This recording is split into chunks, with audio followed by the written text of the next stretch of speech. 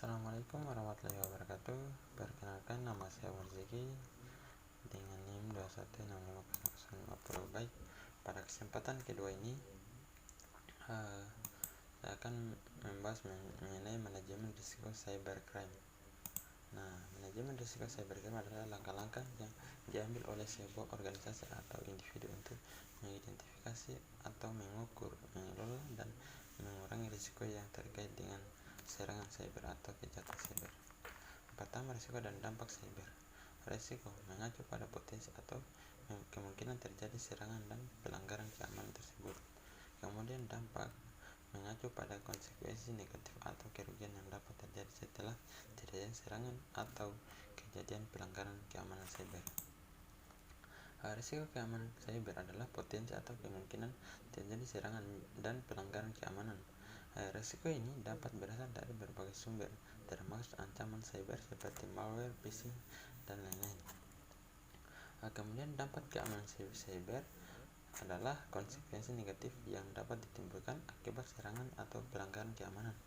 Nah, di sini dampak ini terdapat beragam, termasuk kehilangan data, kemudian gangguan operasional, kerugian keuangan yang dimana keamanan cyber yang terganggu dapat menyebabkan kerugian finansial akibat biaya pemulihan atau sanksi hukum atau kerugian bisnis. Nah, kemudian hilangnya reputasi. Yang kelima itu penyalahgunaan identitas. Nah, di sini adalah serangan cyber yang mengakibatkan pencurian identitas individu yang dapat digunakan untuk aktivitas kriminal. Kemudian yaitu sanksi hukum.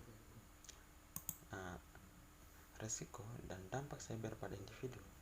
Risiko dan dampak cyber pada individu adalah dua aspek yang saling terkaitan dalam konteks serangan cyber. Nah, di sini risiko mengacu pada potensi atau kemungkinan terjadi serangan cyber pada individu atau personal, sedangkan dampak adalah konsekuensi yang terjadi pada individu tersebut setelah serangan terjadi. Nah, risiko cyber pada perusahaan. Cybercrime adalah kemungkinan terjadi serangan atau aktivitas kriminal yang ditemukan pada perusahaan atau organisasi melalui jaringan komputer atau sistem informasi perusahaan atau organisasi. Nah, dampak cybercrime pada perusahaan atau organisasi. Dampak cyber adalah konsekuensi atau kerugian yang dialami oleh perusahaan atau organisasi setelah terjadi serangan cybercrime. Nah, di sini jika suatu perusahaan terkena dampak cybercrime, maka perusahaan tersebut akan mengalami kerugian. Nah, lanjut pada risiko cybercrime pada pemerintah negara.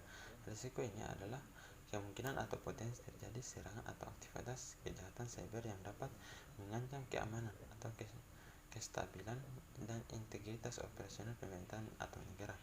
Kemudian dampak cybercrime pada pemerintah negara yang dimana adalah konsekuensi negatif yang timbul setelah terjadi serangan cyber atau kegiatan kejahatan cyber terhadap pemerintahan atau negara. Nah, di sini dampak cyber pada sosial, ekonomi, dan politik. Nah, untuk dampak sosial adalah kejahatan cyber melibatkan sejumlah masalah yang mengaruhi masyarakat secara luas. Kemudian dampak ekonomi dari kejahatan cyber. Nah, dampak ekonomi adalah kejahatan jelas yang dimana kejahatan cyber dapat mengakibatkan kerugian finansial yang besar bagi individu, perusahaan, dan bahkan negara yang mengakibatkan kerugian. Kemudian dampak politik dan kejahatan cyber. Di sini adalah dampak politik kejahatan cyber memiliki dimensi yang luas dan signifikan dan konteks global yang nasional. Kejahatan cyber dapat digunakan sebagai alat untuk mencampuri proses politik, termasuk pemilihan umum, dengan menyebabkan propaganda, manipulasi opini publik, atau bahkan mencoba meretas sistem pemilihan. Nah, kemudian langkah-langkah dalam manajemen risiko terhadap cyber. Yang pertama itu identifikasi risiko, penilaian risiko, pengembangan kebijakan dan prosedur, proteksi dan pencegahan, pendeteksi dan tanggapan aset. Kemudian pengurangan risiko, pemulihan, evaluasi dan perbaikan, kemitraan dan kolaborasi.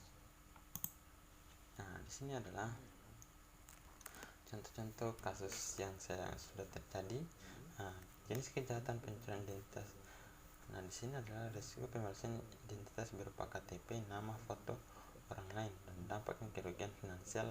Bank Mega mengalami kerugian hingga miliaran rupiah. Pihak yang dirugikan adalah Bank Mega dan pemilik identitas asli. Nah, baik, ini adalah contoh tugas saja. Mungkin jika ada kekurangan, mungkin materi kali ini cukup sekian. Bila taufiq wal hidayah. Wassalamualaikum warahmatullahi wabarakatuh.